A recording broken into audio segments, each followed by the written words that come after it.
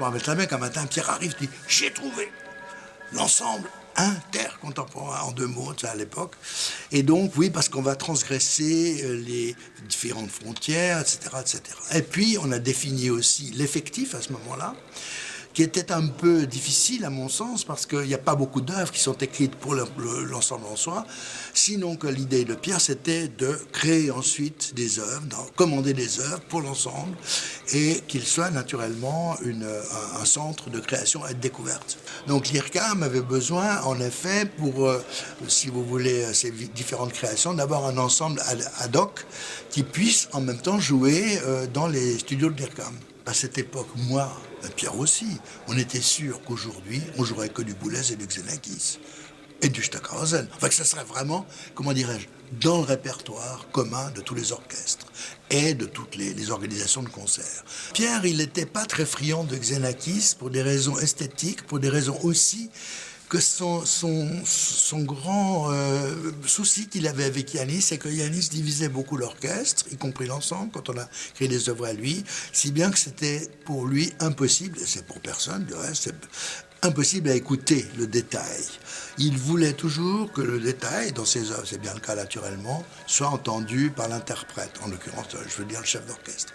Et donc, il contestait le fait qu'on n'a pas le contrôle sur l'orchestre pour Xenakis. C'était une des premières contestations. Il y en avait d'autres, esthétiquement, naturellement. Le fait d'écrire d'une manière massique, alors que lui écrivait dans le détail. Enfin, c'était vraiment Brahms et Bruckner, quoi, tous les deux.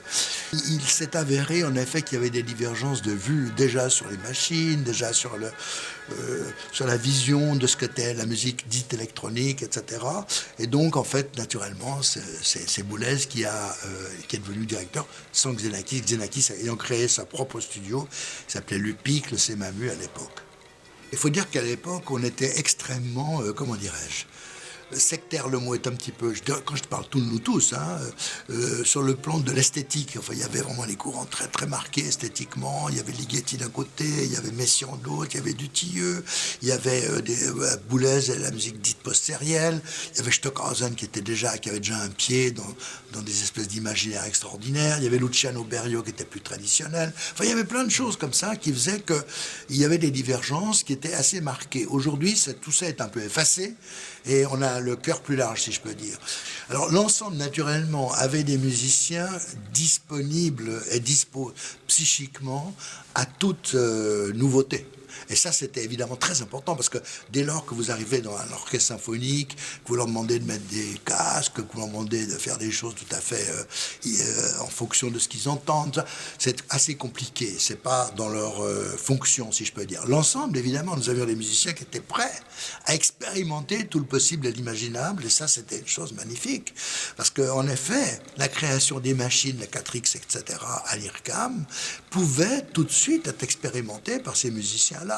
C'est pour ça qu'il y a eu des œuvres comme Répond à l'époque, n'est-ce pas? Enfin, ça, c'était 10 ans plus tard. Répond et d'autres œuvres, naturellement, qui ont fusionné, si je peux dire, le vivant, le live et la machine. Dans l'ensemble intercontemporain, il y a l'engagement de l'État, ce qui est très important, et qui fait que le ministère de la Culture trouve dans cette subvention quelque chose d'important qui est la création.